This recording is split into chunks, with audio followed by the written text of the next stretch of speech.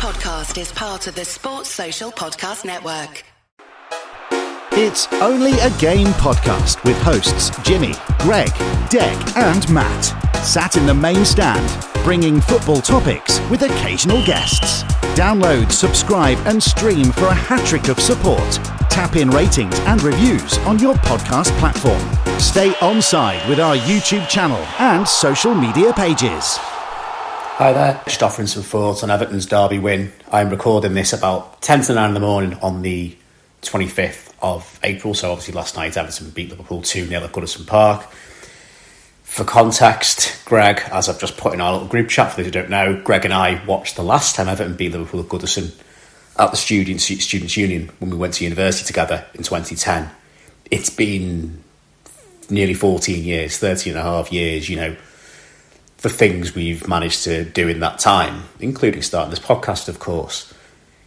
My thoughts on the game, particularly whether it was dice ball. It was absolute dice ball to a T. I hate that phrase, but it was low possession, make the most of your chances, put the pressure on, and you know, it showed the quality we do have defensively. I thought Pickford obviously kept us in it. I don't think Liverpool's finish was particularly brilliant. They were, somebody on one of our other group chats, because I have other group chats, described the likes of Salah and Nunez as being on glue last night. I think that's slightly harsh from their perspective, because they're quality players. They've got quality players at Liverpool. You know, there's no denying they're up there for a reason. They challenged on a lot of fronts over the last few years under Klopp, and have had a lot of success. And we haven't. So yeah, last night was the way to play them. It's been shown. You know, you're never gonna out-possession them with the amount of talent they've got, respective compared to us. And you can say, oh yeah, there was a chant going round as we hardly saw the ball and we beat them, you know, and all this. And it's like, well, yeah, you know, that if that works, it works. I've always maintained I don't need to see pretty football. I don't need to see, you know, Guardiola's City type style of play when if it's not going to work, it's not going to work. You know, teams, you know, we've seen Burnley try to play out the back a lot this season, and they're just about getting it right now. But you know, it could be too late. It could be to their detriment. And I think it was a great way to play. And that second header from Calvert-Lewin's what we need to see more of him. Absolutely bullet header. Has it come, you know, too late for him really to establish himself as the number 9 at Everton? Hopefully not. In hopefully next season he can start performing more. But overall, I think you will know, and most people will know, that Matt and I and most Blues have absolutely no confidence going to a derby, because that was our first derby win in front of a crowd since 2010 as well. Obviously we beat them at Anfield during the full pandemic season where there was nobody there to really see it. Our record against Liverpool is atrocious, but I feel like, you know, what I want to call out a little bit is the massive chance of you lost the league at Goodison Park last night. I do think that's a bit small time from the Blues that are in attendance. I think that's, okay, banter's banter. If they'd have won 2-0 and chance of going down at us, it's only the same kind of thing. But for me, there were far more pertinent and important things that result meant last night than potentially costing Liverpool the title, which, you know, okay, as a local rival, yeah, you don't want to see them win, but I think there's more important things at play. First and foremost was our immediate survival this year. I think, given that we went 4 months without a win, we've won 3 of our last 4 games, is it now, at home against Burnley, Forest and Liverpool. Obviously, the hammering at Chelsea was abhorrent and should never happen, really. That's a massive turnaround from not winning for 4 months. It's been an awful season, on and off the pitch. And I think the win last night to basically put us damn near close to survival was the biggest thing about it. Immediately for the future of the club was huge, especially with the new stadium on the horizon, with the issues we've got. You know, players will have to be sold. Branthwaite and Calvert-Lewin both scored last night. There's a very high possibility that neither will be there next season.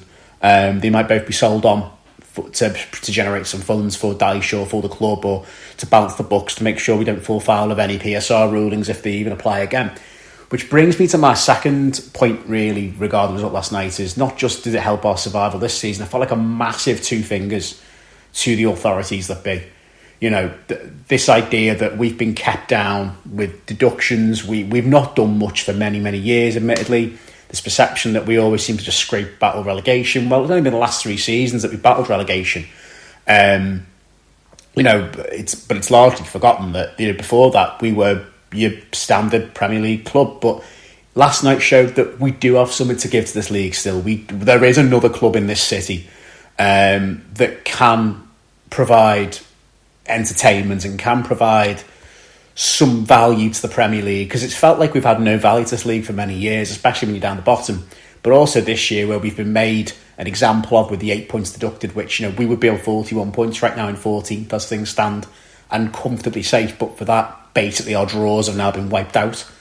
Pardon the slightly ambiguous phrase there, but you understand what I'm saying in the context of a league table. And it showed that, it was a massive FU to the Premier League, that we've beaten one of your darlings, we've beaten one of your big boys. We potentially have stopped you from having the 3-way title race on the final game of the season that you would love to have to bring on eyeballs. This was beamed around the world, as most games are these days. And it showed that we are still here, and it's a platform for us to build upon. If we can get it right, then we can build slowly. No Evertonian was ever expecting this to be a great season. But in the context of the points deductions, in the context of just everything that's been on the pitch has been awful. Off the pitch, you've been ran like a shit show. All things I've said for a long time now. Last night was accumulation of just like a massive 2 fingers to the authorities, that we've beaten one of your darlings, we've beaten one of your title favourites, we've beaten one of your clubs that you love to market around the world, and one of your big money generating football clubs. We all know the 6 that I'm referring to. And to show that we are still, the atmosphere last night showed that we are still big, we are still there, we still matter, and that for Evertonians everywhere, yes, it was a derby win, but it was also a release of all the shit we've been through this season, which has not been the fault of the fans and has not been the fault of the players in terms of off field. The fans have given it everything, and you can say, oh yeah, but you're booing, when things don't go right, but then most supporter groups do. We've been through a lot these last few years, and it was accumulation of finally getting that monkey off our back of winning a derby at home and showing the world that we are still battling, we're still fighting. We're not pretty, but we've got grit, and we can actually put on a performance, put on a show, and actually get the points we need when it matters. Now, obviously, going forward, I don't want to see, if we do stay up, which is looking more and more likely, this was a game that I didn't expect to get anything from. Hopefully we can beat the likes of Brentford and Sheffield United. Obviously, we don't know. We could easily lose those games. It'd be very Everton to do so. But hopefully we can secure survival and comfortably before the last few games of the season, so we can just relax the last few games of the season. Hopefully then we can build on this going into the last season of Goodison, where I was saying to a mate of mine the other night, I do not want to get relegated on the last game of Goodison Park, or I don't want to go down on the last season of Goodison. That would tarnish the memory of what is a fantastic old stadium that will be missed, but for the last 30 years has been the scene of many harrowing miseries for Evertonians. I just hope we can build upon not just last night, but the recent form. Make what you will of the Forest game and the fallout from that. We still won the game. We went about our business quietly after that. Forest have kicked up a fuss there. That's for them, to deal with. And I like Nottingham Forest. That's, for them to deal with and how they choose to approach that. We've won our last 3 home games, which is massive at this time of the season. But we've got to keep that momentum going into next season. We've got to, because I don't think Evertonians are entitled in believing we should be in the Premier League, but they are. It's fear of the unknown if we do go down financially, and also just not being in the top division, because we've been in this league for 70 odd years now. But last night was huge for a number of reasons, and not one of them relate to Liverpool's title challenge, if you ask me, because that's them. If they go on and win the league, that's them, and fair play to them if they do it.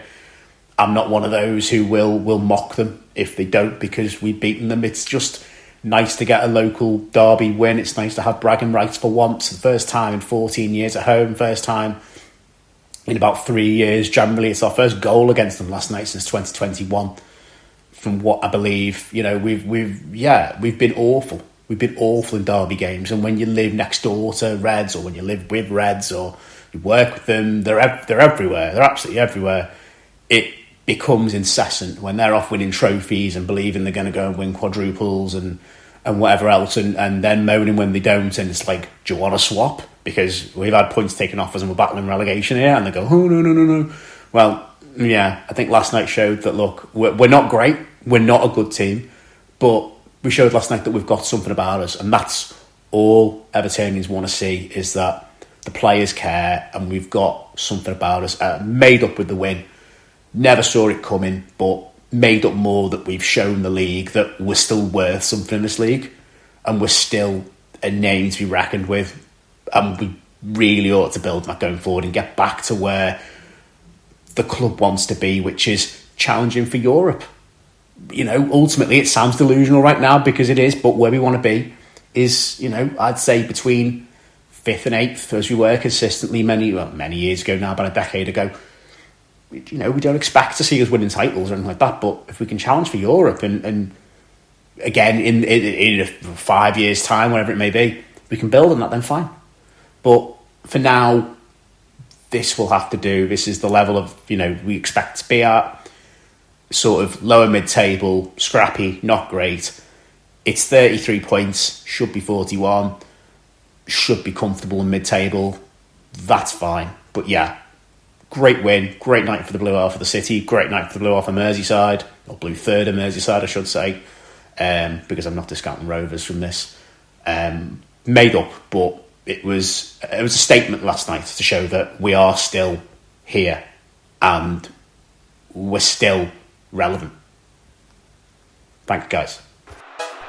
It's Only a Game podcast with hosts Jimmy, Greg, Deg and Matt.